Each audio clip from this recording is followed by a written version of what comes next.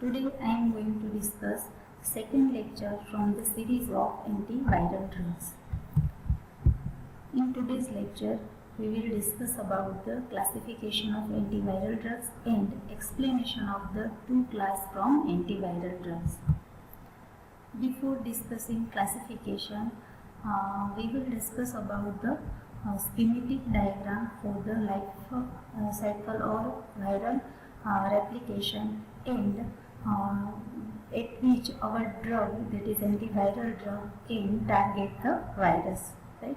So see in the at the top, virus first attached to the host cell, then absorption to the host cell surface, then penetration, uncoating, and during uncoating, if virus is RNA virus, then it releases RNA material, and in case of DNA viruses, it releases the DNA material, right?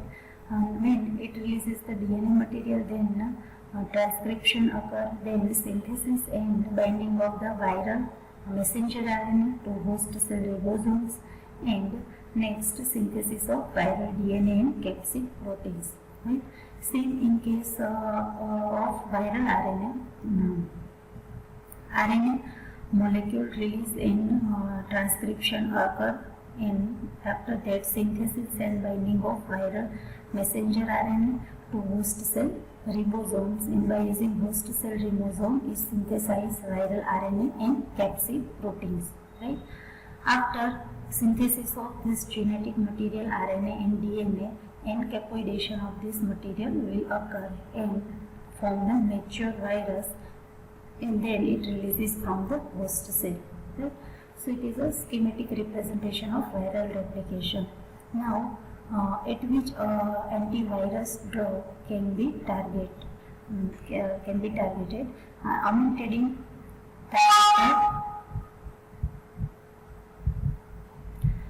at the penetration step, penetration of the virus to the host cell, then methicillin target the step synthesis and binding of viral messenger RNA to host cell ribosome, right? Then interferons and ribavirin target the virus to the synthesis of viral DNA and capsid protein, and acycloguanosine and iloxuridine target the virus at the synthesis of viral DNA and capsid proteins. Now, move towards the classification of antiviral drugs. There are two types of classification. One is based on treatment protocol, and second one is based on chemical nature. Right? So first discuss the based on treatment protocol. First one is treatment of respiratory viral infection. Amantadine derivatives are used for respiratory viral infection. Examples are amantadine and rimantadine. Second one is treatment of herpes and cytomegalovirus infection. It includes purine nucleoside, pyrimidine nucleosides, and phosphorus derivatives. Examples of purine nucleosides are acyclovir, ganciclovir, and vidarabine, and examples of pyrimidine nucleosides are trifluridine, iloxuridine, and example of phosphorus derivative is phoscarnate. Third class is treatment of human immunodeficiency virus, that is HIV infection. Okay? Examples are nucleoside reverse transcriptase inhibitors and non-nucleoside reverse transcriptase inhibitors. First, nucleoside reverse transcriptase inhibitor include two subclass purine derivative, example is lidanosine, and second one is pyrimidine derivative, it includes zidovudine and stavudine. Second class is non-nucleoside reverse transcriptase inhibitor, it includes nevirapine and dalpiridine. Okay? So this is the classification based on the treatment protocol. Next one is based on the chemical nature. Okay? And we will discuss the antiviral drugs by using classification that is based on chemical nature. Right? First one is purine nucleosides and nucleotides. Examples are acyclovir, ganciclovir, etc. Second one is pyrimidine nucleosides and nucleotides. Examples are hydroxyuridine, trifluridine, ribavirin, etc. Third one is thiosemicarbazole, example is methicillin. Fourth class is adamantane amines, example are amantadine and rimantadine. Fifth one is interferon. Sixth one is miscellaneous agents. It includes ureas and thioureas, guanidines and biguanidines, immunoglobulin and antibiotics.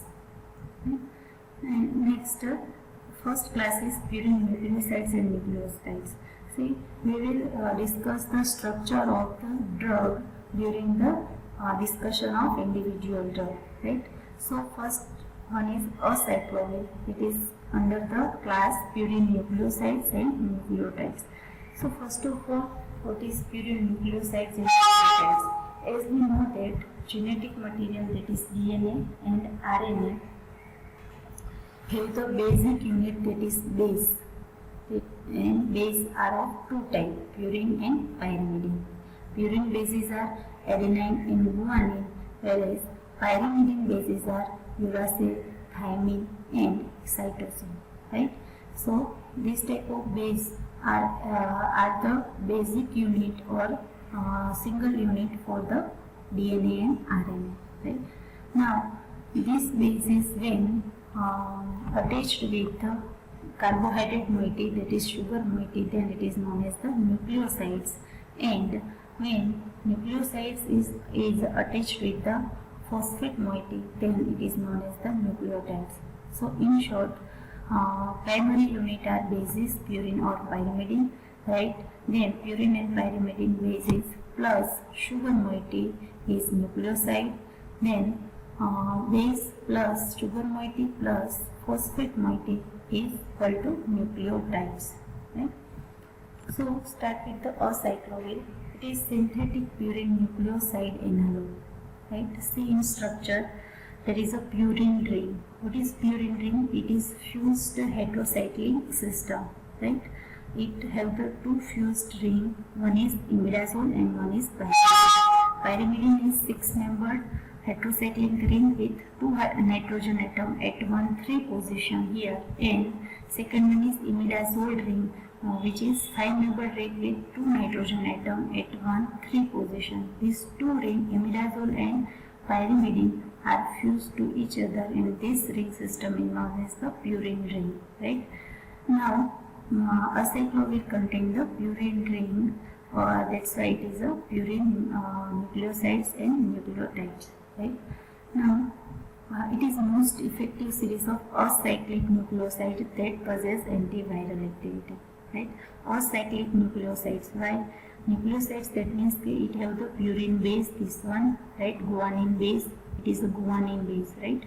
It have the purine ring, and when purine ring is substituted with NH2 as well as OH group, or this one is ketoenol tautomerism, here OH group is tautomerized and converted into C double bond O, right?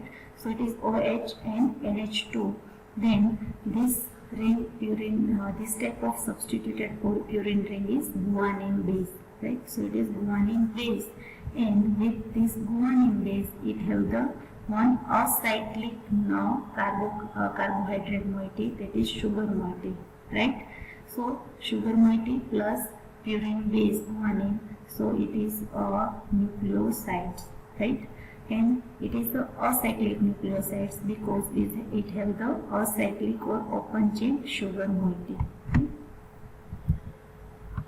Now mechanism of action, right? There are 3 possible mechanism of action of the acyclovir. First one is formation of active acyclovir monophosphate, right? Now this acyclovir, that is nucleoside, get activated into nucleotide by its phosphorylation, right? In phosphorylation of acyclovir will occur with the help of enzyme viral thymidine kinase. It is a viral enzyme, thymidine kinase. Thymidine kinase goes the phosphorylation of acyclovir and converted into active molecule acyclovir monophosphate, right? After that, this acyclovir monophosphate again phosphorylated by the enzyme guanosine monophosphate kinase, and it is enzyme of the normal cell, that means the host cell, right? So with the help of guanosine monophosphate kinase, acyclovir monophosphate is converted into di and triphosphate moiety, right? Now see, thymidine kinase is viral enzyme, right? When we use the drug acyclovir, and acyclovir use the enzyme thymidine kinase, so there is an increase in utilization of viral thymidine kinase, right? So it is less available for normal utilization, right? So ultimately it blocks the uses of thymidine kinase by virus, right? So its activity related to thymidine kinase will decrease. That is a nucleic acid synthesis, right? Acyclovir is poor substrate for normal thymidine kinase, right? Second one is viral DNA polymerase is competitively inhibited by acyclovir triphosphate, right? Once acyclovir triphosphate formed, now it acts as a false nucleotide, right? It is a false nucleotide, and it is incorporated into the DNA chain during its synthesis. Normally, in DNA synthesis, what happens? Accordingly, nucleotide is added to the DNA chain, and elongation of DNA chain will occur, right, during the DNA synthesis. So here, acyclovir triphosphate acts as a false nucleotide and incorporated into the DNA chain during DNA synthesis, right?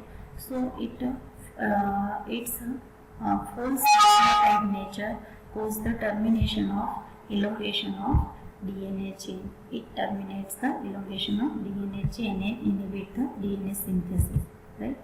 Third mechanism of action depend upon preferential uptake of acyclovir by herpes-infected cells as compared to uninfected cells, right? The affinity of viral thymidine kinase enzymes for acyclovir is about 200 times greater than that of mammalian enzymes for the drug. Now, acyclovir synthesis, right? So in mechanism, first inhibit the thymidine kinase enzyme, right, directly, and second one is the act as a false nucleotide and incorporate into the DNA synthesis, right? Now, synthesis of acyclovir. Here see, benzoyl chloride act as a precursor and react with the ethane diol, right, 1,2-ethane diol, and in presence of TEA, that is triethanolamine, short form for triethanolamine, right? So benzoyl chloride and ethane 1,2-diol react with each other in presence of triethanolamine and converted into intermediate which have the hydroxy ester side chain, right? Now this intermediate undergoes the reaction with aldehyde and acid and converted into ester ethoxy halide side chain, right? See, hydrogen from the terminal OH group is replaced with methyl chloride group, that is CH2Cl, right? Now this one intermediate is react with guanine in presence of this trimethylsilylamine and triethanolamine, right, and converted into intermediate 2, right? In this, what happened? This intermediate one attach with the guanine nitrogen, right, and form the intermediate 2. Now this intermediate undergoes reaction with ammonia and methanol and form the acyclovir. Uses: it used orally, topically as well as intravenously. It is effective against different type of virus like herpes virus, herpes zoster, varicella zoster, and cytomegalovirus. Adverse effects of acyclovir are nausea, headache, amnesia, that is lack of sleepiness, hypotension, that is lowering of blood pressure, tremors, and coma, right? Local irritation, ulceration, and burning may also occur, right?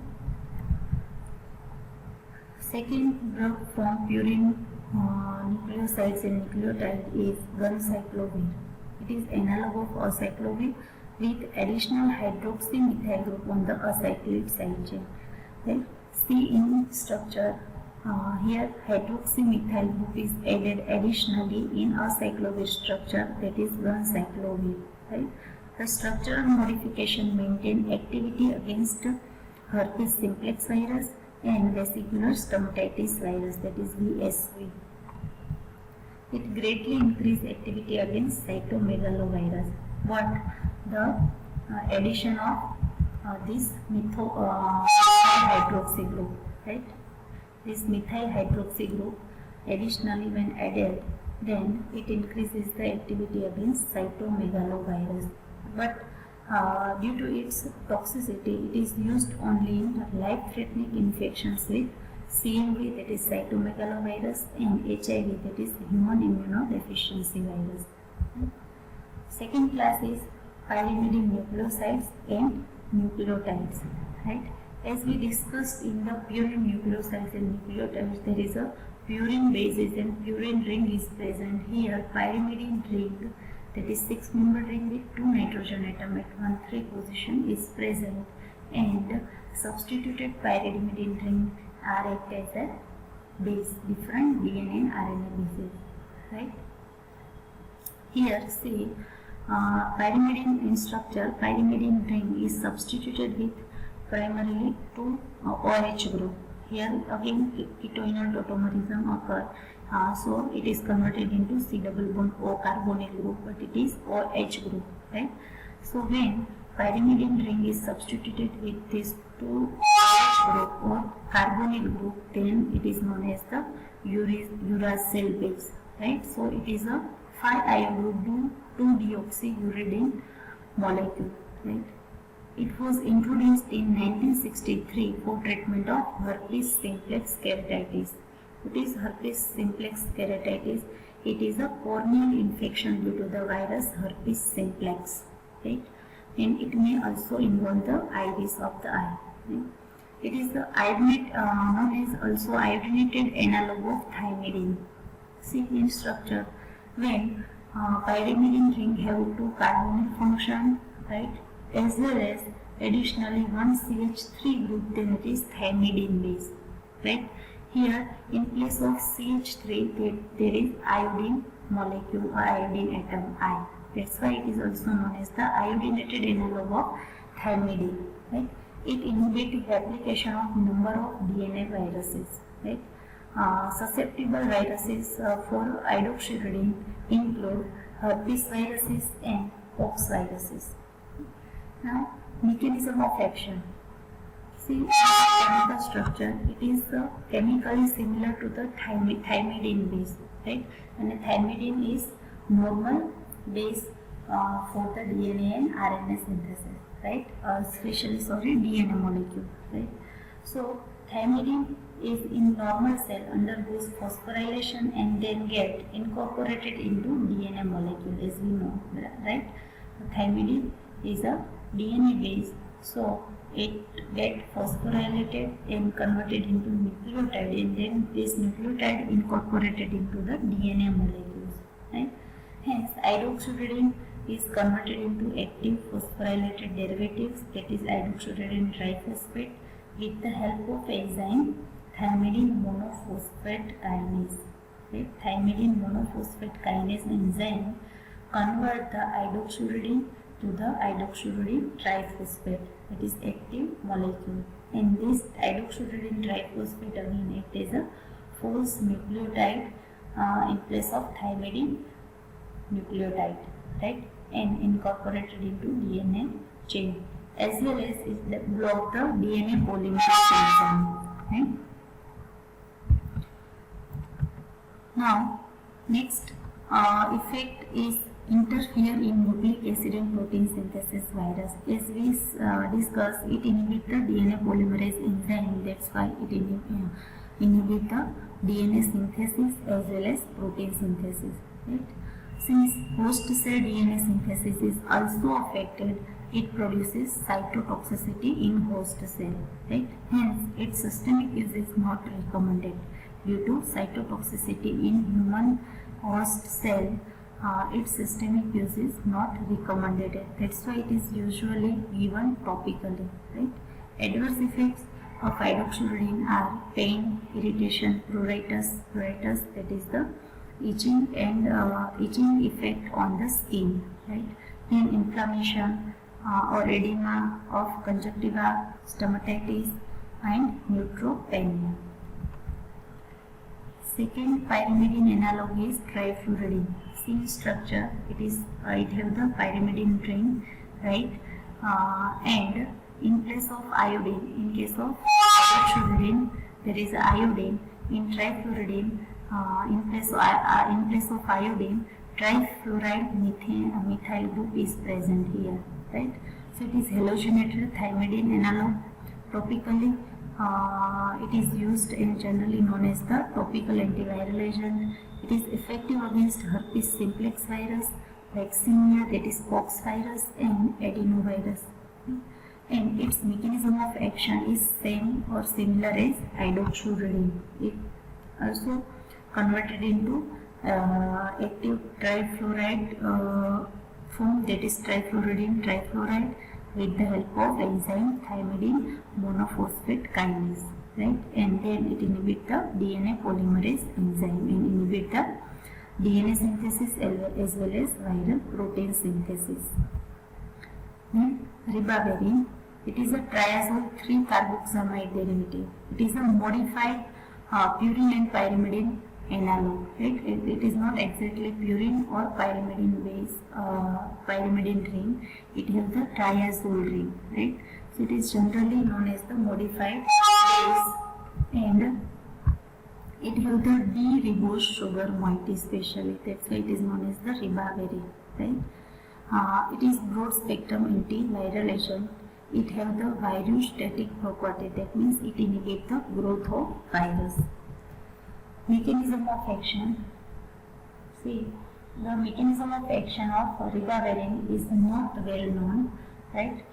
But its a broad spectrum antiviral activity suggests multiple mode of action.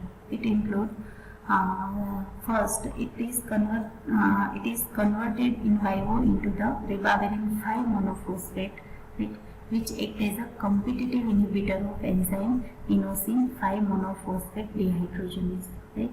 Now, inosine 5 monophosphate dehydrogenase enzyme is useful for the synthesis of guanine base, right? So, or guanine nucleotide, right? So, ribavirin 5 monophosphate competitively inhibit this enzyme and inhibit the guanine monophosphate synthesis, right? Ultimately, it inhibits the viral RNA synthesis. Uses: treatment of infection. It is useful for the treatment of infection due to respiratory virus. In next lecture, we will see or discuss the remaining classes of the antiviral drugs. Thank you.